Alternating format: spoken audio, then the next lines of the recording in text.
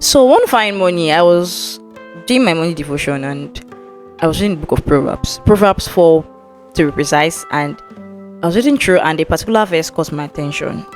This was not because I've not read that part of the Bible before, but that part made me pause and have a rethink.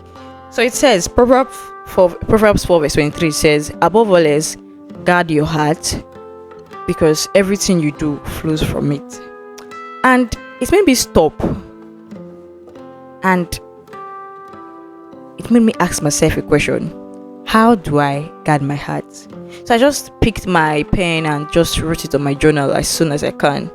Because most times, we are not really told how to guard our hearts. We are told to protect your energy. We are told to don't be with people who are toxic to you. We are told to don't stay where you are not respected. All those other things. But I really think guarding your heart is beyond that. And I was quite interested. I was really curious of getting to know how to guard my heart. So I told myself I was going to reflect on it later, and I did reflected on it, and I found some certain things that I didn't want to hear, but obviously if I wanted to learn and grow, I had to face those things. So I always thought that guarding your heart meant building walls. Don't let people in, don't let people talk you down, don't let people have a say over you. So it was just about don't let people. I was always careful in my interactions with people. I didn't want them to perceive me as weak. I didn't want them to have control over me. So I was quite assertive. I am quite assertive. So that was what I assumed that part of the Bible to me. But over time, I still saw that it was not just about keeping people out. It was not just about reducing the control people have on you, because I was still affected by the things I expose myself to, by the content I see, the things I read, the things I give my attention to, the things I thought about. So it then made sense to me that it was just not all about keeping people out or building these walls so that people will see and respect you. It dawned on me that it was way beyond that. It is way beyond that. And in a more reflective tone, like looking into it more, the Bible did not say guard your heart from people. It said guard your heart, for everything you do flows from it, down to your decision, your confidence level, how you see yourself when nobody is there. Like, it literally affects everything you do. Like, what is here affects every other thing that you do. And I started looking for, okay, since I'm following, I'm not letting people dictate what I should do, why am I still feeling this way? And it occurred to me that there were some kind of things I exposed myself to, because I don't want to say I'm an addict, but I'm always glued to my phone on Twitter, now called X.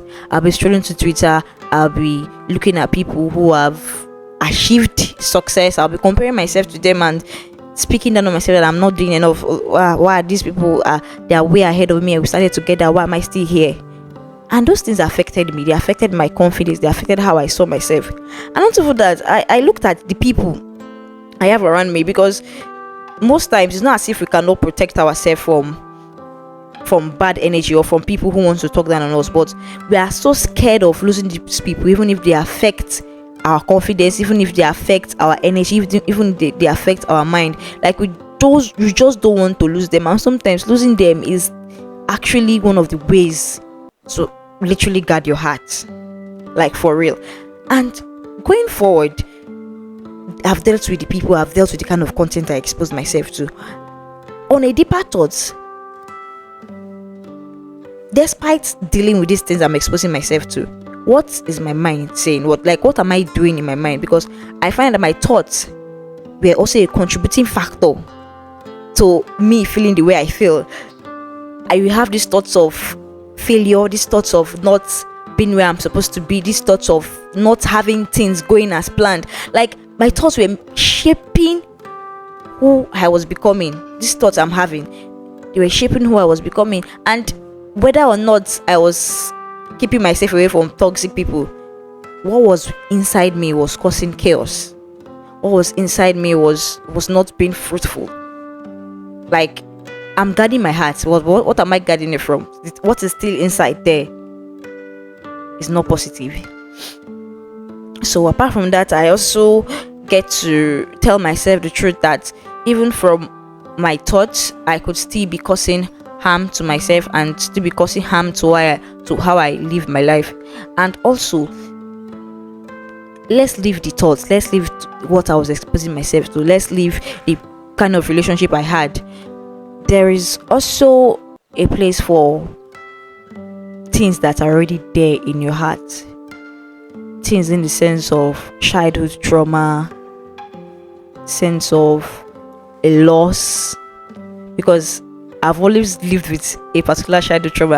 I didn't know that it was pouring into the way I handle other things. Like, they just find their way of leaking into every other things you do. So I made it a call of action to actually deal with those trauma, to actually deal with those things that were already there.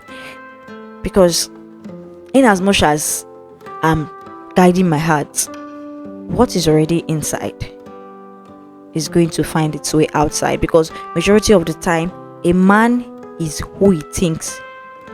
Is like 90% of what you think is who you are. So whenever I come across that part of the Bible that says guard your heart, for everything you do flows from it, I don't see it as a warning, I see it as wisdom. Because it's literally telling us that whatever a man is today, whatever results any man is producing today, is as a result of what that man is letting into his or her heart. Whether you like it or not, whether you realize it or not, what you are letting stay in your heart is shaping your reality. It's shaping your tomorrow. Now the big question is, what are you letting stay in your heart? What are you letting to have space, to have a warm apartment in your heart? What are you letting stay there? Because as a matter of fact, it's going to determine who you are as a person. So that's my message for today. I hope you picked one or two from it. Okay, bye bye. Take care.